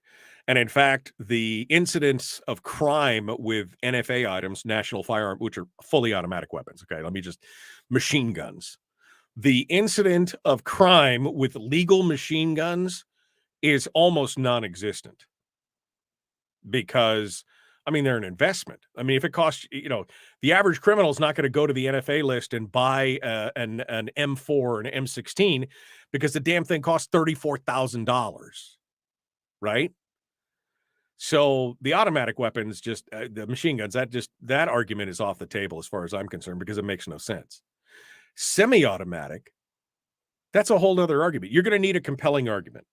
Well, again, I could point you to a half a dozen stories in just the last 2 years where a semi-automatic firearm saved people in their own homes, saved people in, well, let's just talk about the Greenville shooting, right? The shopping mall shooting, where the active shooter came in and he was shot by the Good Samaritan, and he was using a semi-automatic handgun, and he dumped the magazine into that guy from 40 yards away. An amazing bit of shooting, by the way. And the other guy had a rifle. Now, he's a pistol versus a rifle, which is never a fight that you want to, a pistol versus a rifle is never a fight that you want to have. I don't care what your cop shows show you. If I get a chance to carry a rifle into a bad situation, I will do it all day long versus a pistol. But he needed all those rounds, and he needed them quickly. So it's faster to shoot. Generally, for most people, it's more accurate to shoot. And you have the ability to reload faster to get back into the fight. The mom down in Texas, or it was the veteran down in Texas, had 4 or 5 members of a local gang try and break into his house with his wife and his family. He had an AR-15. And because there were so many assailants, he was able to stop them because he had an AR-15. If he had had a bolt-action rifle, wouldn't have been able to do it.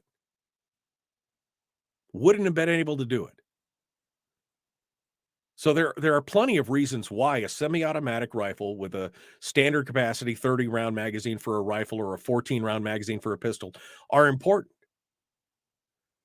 What if the roles were reversed there? It happens all the time. Like I said, in the mall shooting, for example, the bad guy had the better gun. He had the rifle. The Samaritan had the pistol. If the Samaritan had the rifle and the bad guy had the pistol, that would also have been a good outcome. What about bad guys crashing a party and coming into a house with more firearms? Or even if they were all armed with semi-autos or with revolvers or whatever, how are you going to protect yourself against multiple assailants at the same time if you don't have the ability to do it rapidly and be able to reload rapidly? That's all the argument that I need. Again, 99.96% of all firearms owners are lawful and law. My phone's buzzing. Willie's calling me. We got to get back to it. All right. Are you guys ready? We're going to continue. We're going to jump into this. The Michael Duke Show, Common Sense Radio.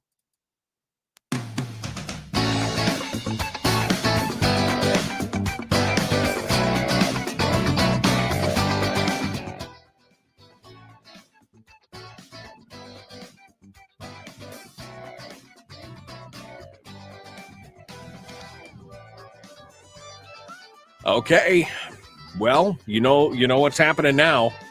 Now we get to the weekend. That's right. It's official. Willie Waffle is in the house. That means it's the weekend. I mean, you still got to do a full day's worth of work. I'm sorry, but it's official. Hello, my friend. What's happening? I am officially telling everybody they're allowed to take the rest of the day off. Nice. But remember, I can't approve your unemployment claim if that happens. That's true. That's true. He can get you a doctor's note, though. That's right. I write you a doctor's note. All right, my friend. Well, weekend movies, weekend entertainments. There's so many things that we want to talk about. Let's get started. I guess we'll start off with this surprise piece that Top Gun Maverick is. I thought we was going to be back I thought it was going to be on the streams. No, it's back in the theater. What? Yep, it is back in the theater starting today for the next 2 weeks because it's to promote that it'll be showing up on Paramount Plus December 21st. Also, because frankly, everything else in the theaters has been tanking, and Paramount's like, dude, we could probably make a little extra money. We can promote it's going to be on Paramount Plus.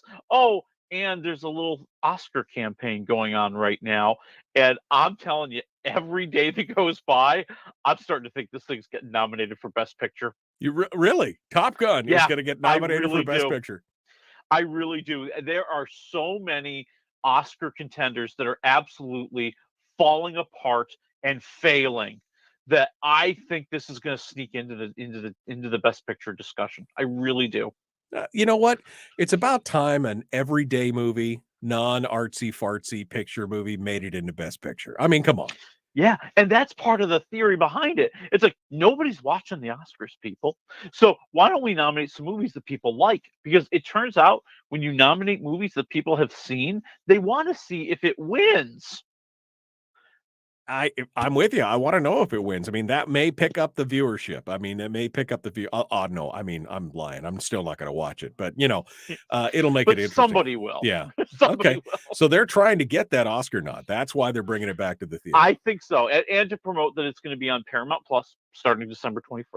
Well, I'll be watching it on December 22nd. December I'm 21st. telling you, it's worth it. It's worth it. December 21st is the first day of my vacation. So I will be watching it on December 22nd, I guarantee you. And in full surround sound with the subwoofers and everything going. Okay. All right. How about Scarlett Johansson reprising her role? No, not really, but reprising a role in a movie that she's already starred in. This is weird. Yeah, this is kind of weird. This is a little different. So Scarlett Johansson is heading to Amazon Prime. She is going to star in a new series. Now, it's a series called Just Cause. And back in 1995, there was a movie called Just Cause that starred Sean Connery and little Scarlett Johansson. Yes, she was just a child playing his daughter at the time. And now they're going to bring out the Just Cause series on Amazon. And she's going to play a character, but not the baby, not the kid that she played in the original movie. Although I think that would have been kind of cool, but it's still kind of the same idea, the same storyline, because it's based on a book that the movie was based on. Now the series is going to be based on, where she plays a reporter who really honestly believes that a death row inmate's innocent plea during the last days leading up to his execution is real, and is going to fight and try to save him. So this is kind of, they gender swapped it. So she's going to be playing the Sean Connery role. Yes. Yeah. Okay. So again, a remake.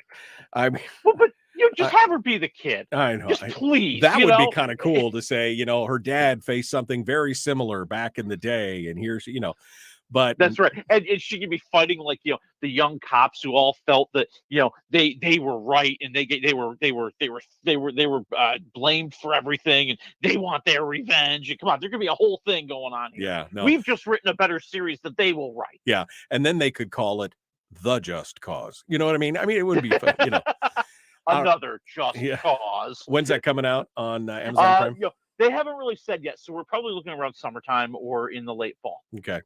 Speaking of remakes, oh God, can we please? This one breaks my heart. Go ahead. Easy Rider. I mean, how can you remake Easy Rider? This is the dumbest idea I have ever heard in my entire life. So there are a number of people and entities that own the rights to Easy Rider, and they've decided that they want to reboot Easy Rider for a new generation. They want to quote, and this kills me here. They want to quote, build upon the counterculture and freedom narrative the original left us with. Then you don't understand the counterculture and freedom narrative of the original. Yeah, that's okay. That's not. This is like antithetical to the whole theme of the movie, right? Exactly. I mean, and the thing that gets me too is, you have to understand that the role of Easy Rider in Hollywood history, okay, it changed cinema in so many ways. It unleashed the 1970s cinema that you saw with Scorsese and Francis Ford Coppola and Steven Spielberg and George Lucas. I mean, it really did in so many ways change what people were looking for in movies and what they were being delivered in movies. It made them so much more real than they were before that. Right. And to try to, you can't capture the zeitgeist again. You just can't. Yeah. Well, again, my friend, I know that you and I complain about this almost every week, but why? Why can't we come up with a new idea? Even if it's a retelling of Easy Rider in a different way. You know what I mean? Just don't they're trying to cash in on the name, the story, the everything else, the spectacle of it. Just write another Easy Rider script that's loosely based on the first one and modernize it and do that.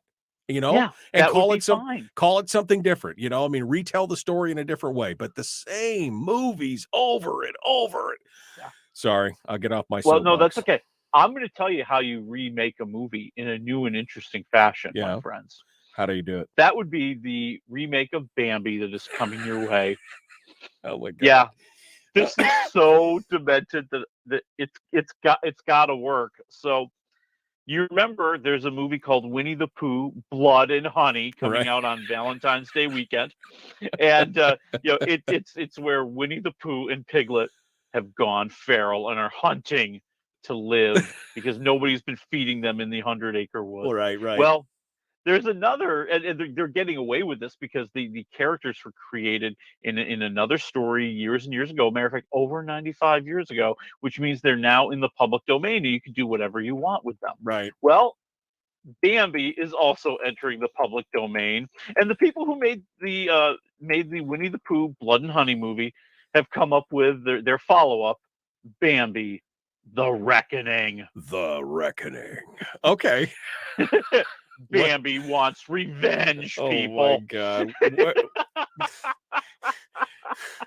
Oh, I would watch it just for the giggle factor.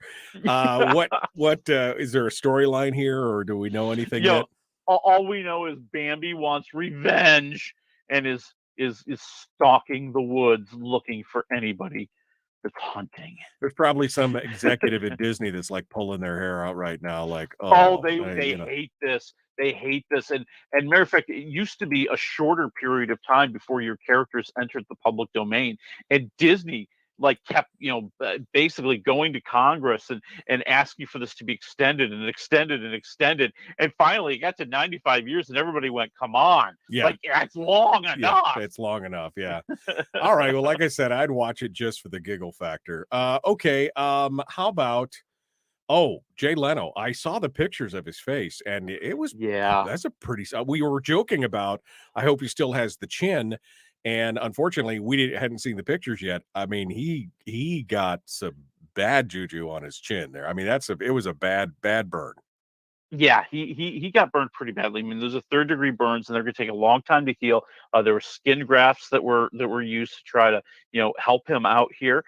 And you got to love Jay Leno. Here he is a couple weeks after going through a horrific incident, and he's back on the comedy stage. Yeah. He over the weekend he went back to the Hermosa Beach Comedy and Magic Club. He does a weekly gig there, just to test out new material and stay fresh and be on the stage. And and he went down there, and when he was parking his car, he hit a police car twice. Yeah, once while he's backing up, and then he tries to fix it and hits it again. And so now he's making jokes about that and his accident, right? Yeah. So I mean, his entire act was the cops and and really bad jokes about the burn incident. Okay, I'm not gonna lie, but this is what really gets me. What really gets me is he gets out. He's like, officers, I'm really sorry. I mean, did I hit your car? And they're like, you can just go. We'll figure it out later. We know you're due on stage. Just go. Yeah, just go. Who else on the planet can get away with that? I know. They'll be like, Mr. Dukes, we're going to read you your rights here, and we're going to do a body cavity search before we put you in the vehicle for breaking our taillight. Hit the ground now. Exactly. All right. Well, we've only got about 4.5 minutes here, so I want to stick to just 2 of the movies. I want to start off with Willow. This is a classic, and I loved the movie when I was growing up. Give me a rerun here of what this new sequel to the 1988 film. Yeah, and it is a follow-up to that. It's about 20 years later. We find out that the new princess has been betrothed to a man that she hates, and she wants to make a getaway, but she must join forces with him and others because her brother, the prince, has been kidnapped. He's been kidnapped by evil forces, and this group sets out to try to find him. And the man who will help them find him is Willow. Wait, I've heard the plot to this movie. This is Princess Bride. I mean, this is Yeah, there's a lot like that. Okay, listen, I will say this: it captures the spirit of the original pretty well. I mean, there are some moments where it wants to be traditional, and it should be. right. And then there's other times where it's trying to be much more hip, much more modern, try to have a little bit more attitude. I think there are times it crosses the line there, but most of the time it's refreshing. I'm going to say 2.5 waffles. I think you got a solid series here. Okay. No Val Kilmer, though, unfortunately. No, he's the one person who's not there. Joanna Wally is in here. Warwick Davis is in here. And then you have a bunch of new young kids with a lot of hair product that are in the show, too. A lot of hair product. Yeah. All right. The one we've really been waiting for. Yeah, baby. Violent Night.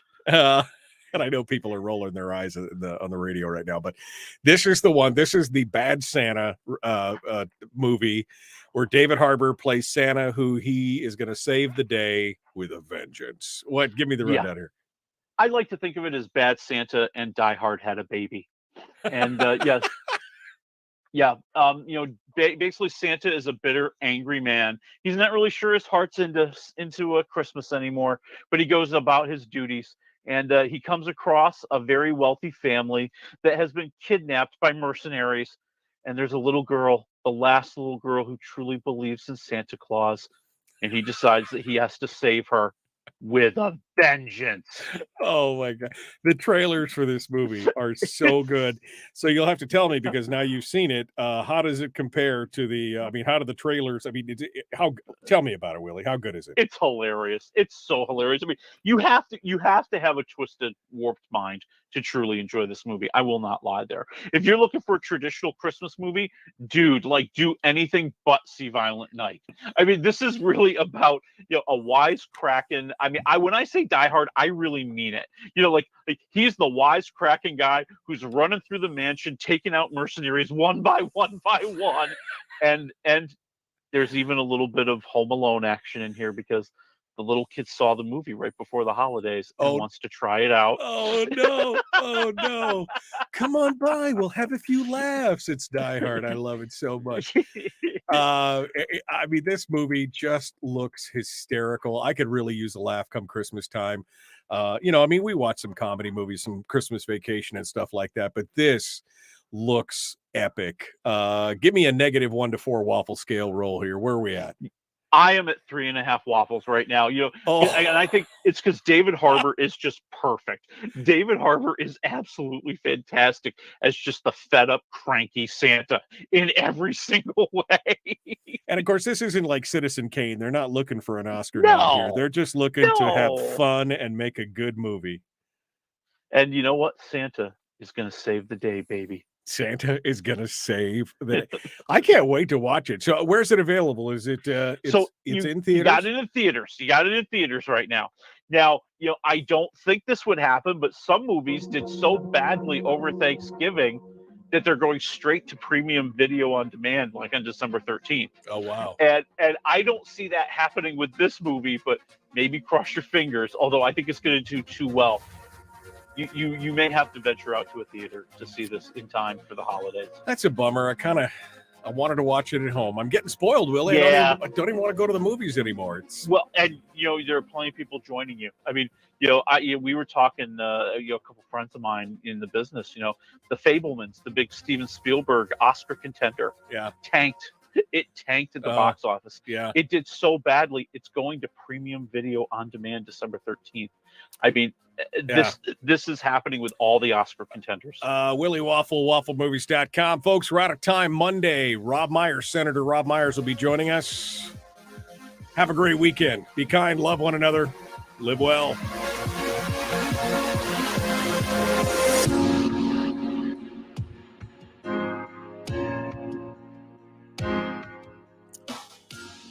That I wonder how much the movie. I wonder how much this is going to change. I know that AMC and some of the other theaters they're really branching out their wings now. They're doing Zoom conferences for big businesses, and of course the live, theater shows being transmitted across the country and concerts and stuff, because they're desperate. They're looking for anything to fill their seats because it hasn't recovered. I'm not sure that it will ever recover from COVID lockdowns to the pre-COVID numbers.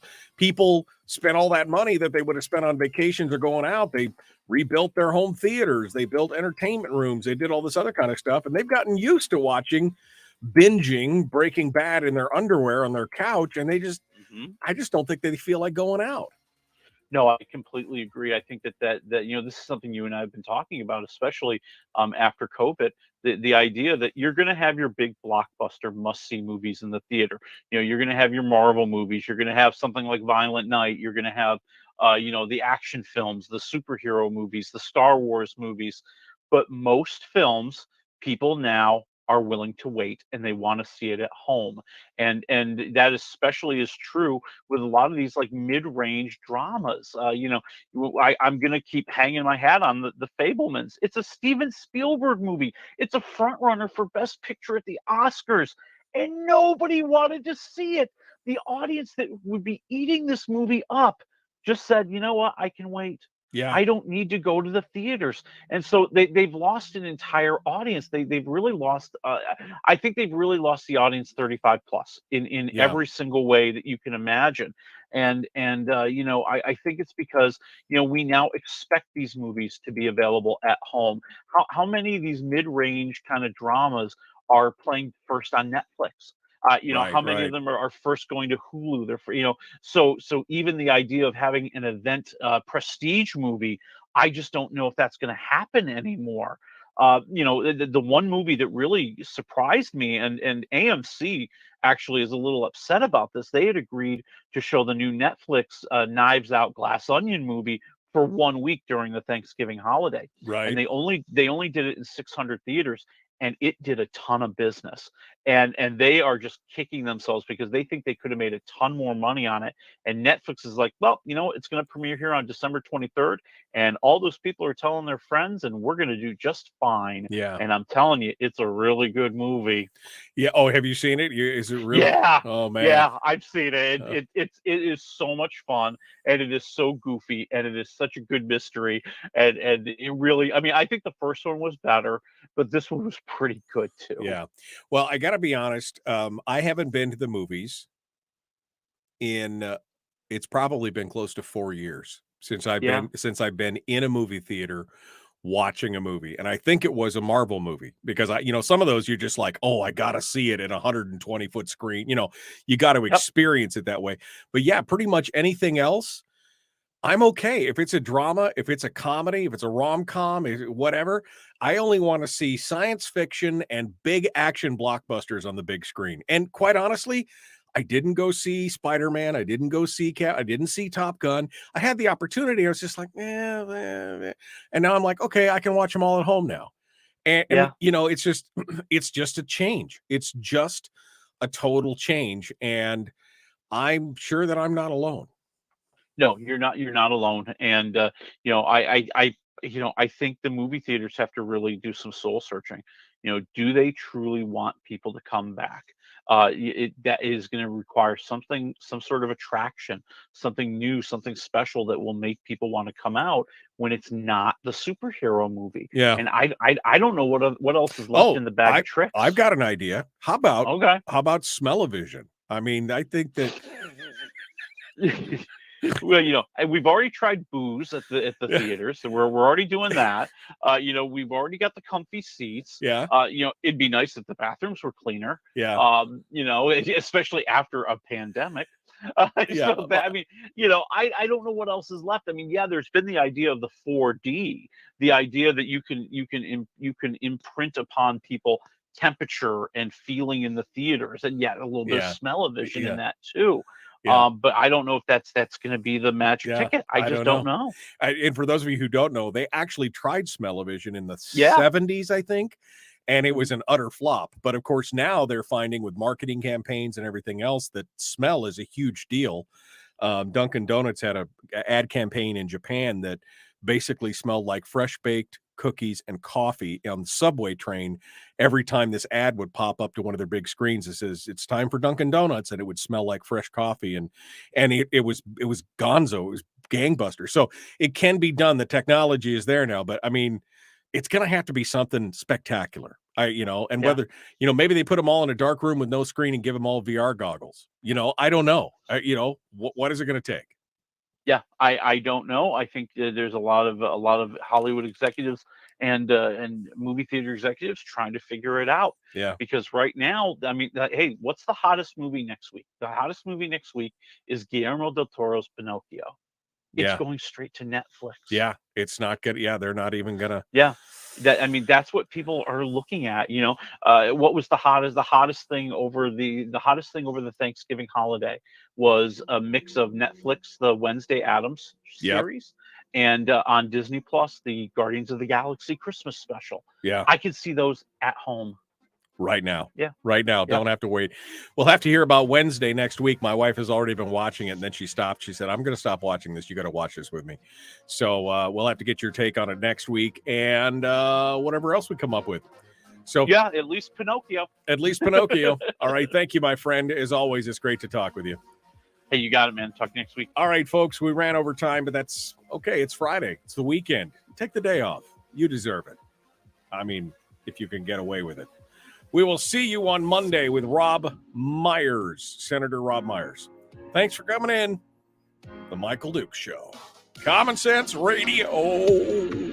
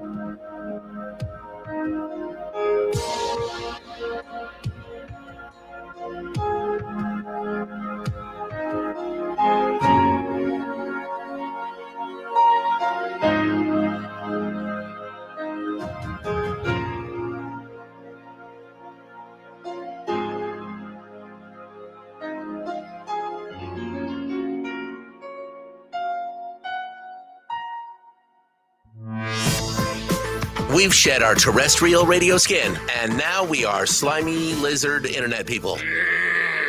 It's the Michael Dukes Show.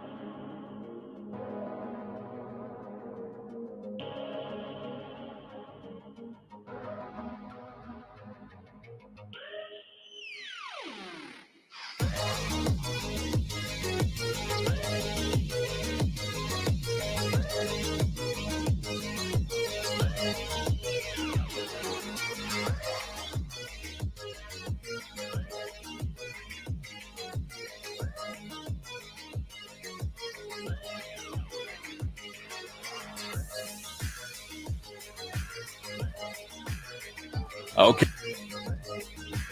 We win.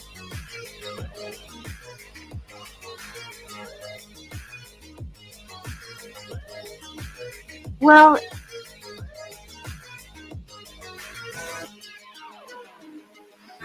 Welcome.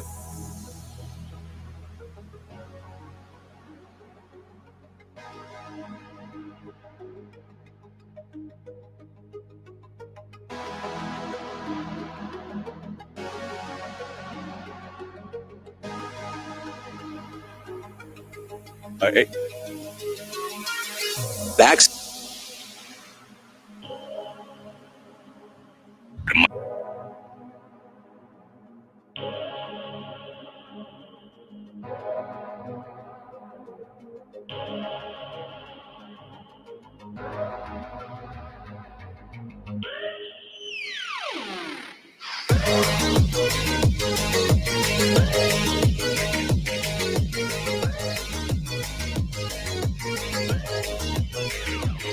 More.